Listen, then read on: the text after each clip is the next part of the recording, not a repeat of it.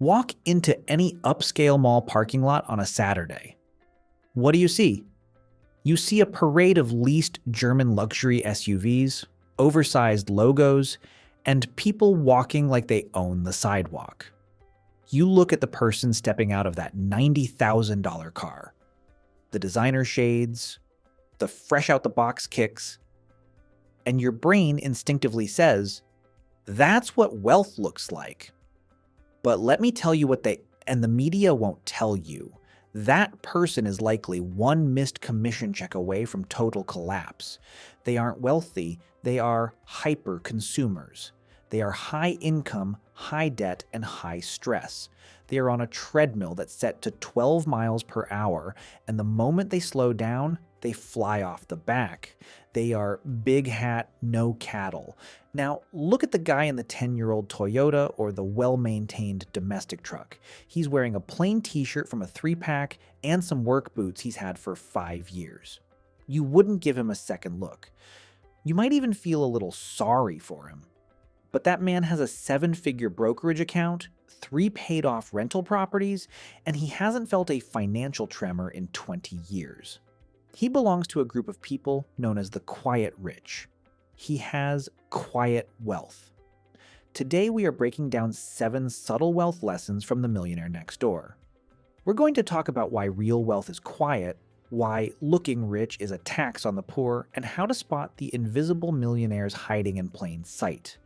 But before we get into it, do me a favor and hit that like button, and while you're at it, if you're yet to subscribe, hit that subscribe button and join this wonderful community. Number 7. PAW versus UAW, the only grade that matters. In the classic book, The Millionaire Next Door, they didn't group people by rich and poor. They used 2 terms that I want you to burn into your brain, PAW and UAW. UAW is an acronym for under-accumulator of wealth. These are the people who make a lot but keep a little.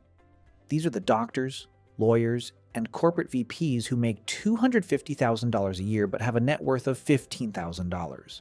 They spend every dollar to maintain the image of their profession, PAW, which stands for prodigious accumulator of wealth.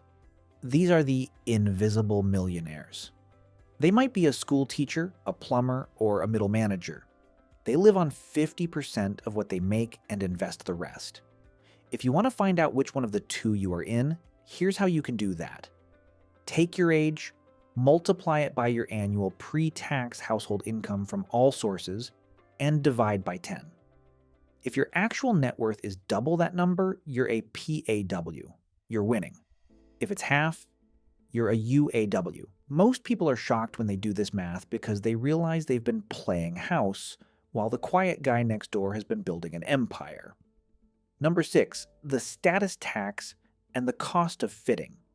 Most people aren't broke because they don't make enough money. They're broke because they are paying a status tax. Status is the most expensive thing you can buy because it has 0 utility. A $1,000 watch tells the same time as a $20 watch. A $100,000 SUV gets you to the grocery store at the same speed as a $15,000 sedan. The difference is the status tax. The extra $80,000 you paid to tell strangers you're doing well. The Millionaire Next Door found that the average millionaire has never spent more than $400 on a suit or $50 on a pair of shoes.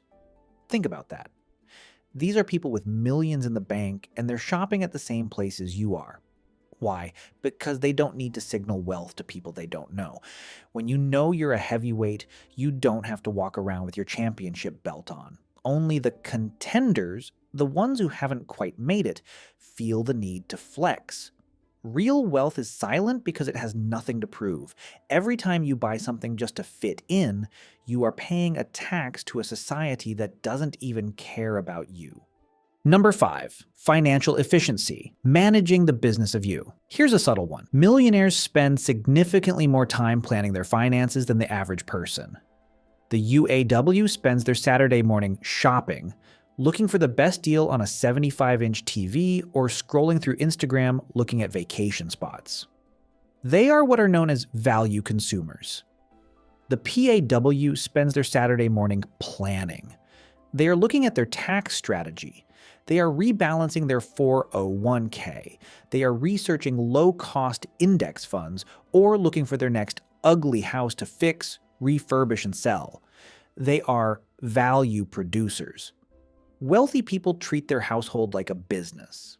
They know their overhead, they know their profit margin, which is their savings rate, and they know their burn rate. If you can't tell me exactly how much you saved last month, you aren't managing your wealth. You're just watching it pass through your hands. You have to be the CEO of your own life, family, and house, not just an employee of your bills. Number 4, the economic outpatient care trap. I need the parents and the grandparents to lean in for this one. This is one of the most controversial findings in the book. They found that the more money parents gave their adult children, the less wealthy those children became. They call it economic outpatient care. When you constantly bail your kids out, paying their car loan, helping with the down payment, covering the emergencies, you aren't helping them. You are atrophying their financial muscles. You are teaching them that there is always a safety net, so they never learn to walk the tightrope. They become UAWs because they never developed the survival instinct required to build wealth. The real millionaires, they often come from zero. They had to struggle, so they learned how to negotiate, how to repair things themselves, and how to endure. If you want your kids to be wealthy, stop giving them fish and start giving them the knowledge. The greatest gift isn't a wire transfer. It's the discipline to never need one.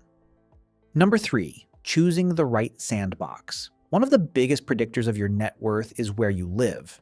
And I don't mean the city, I mean the specific block.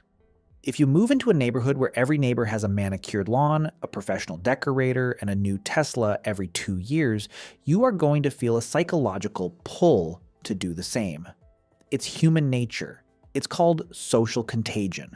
You want to fit in with the people you see every day. The Millionaire Next Door understands this trap. They buy a modest house in a modest neighborhood. When your neighbors drive Fords and F-100s and they mow their own lawns, you don't feel the pressure to upgrade your life every time you get a raise at work. By choosing a neighborhood where the status tax is low, you give your wealth the oxygen it needs to grow. You're the big fish in a quiet pond, rather than a small fish drowning in a luxury lake. Your environment dictates your expenses more than your willpower ever will. Number 2, the boring business empire. The media likes to show us tech geniuses and celebrity athletes.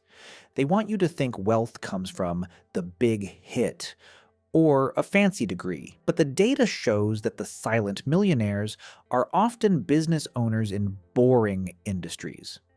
I'm talking about the lady who owns 3 commercial laundromats. I'm talking about the guy who owns a welding shop or a pest control franchise. These are quiet businesses.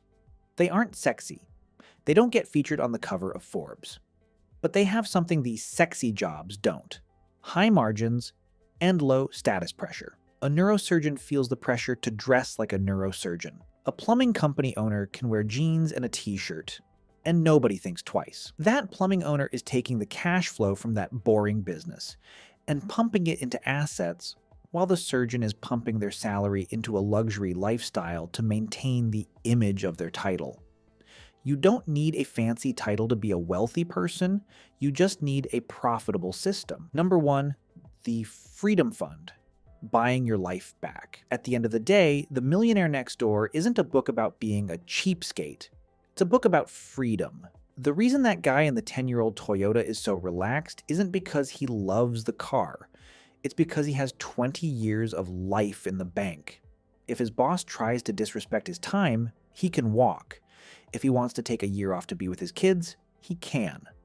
If a family emergency happens, it's a minor inconvenience, not a life-altering catastrophe.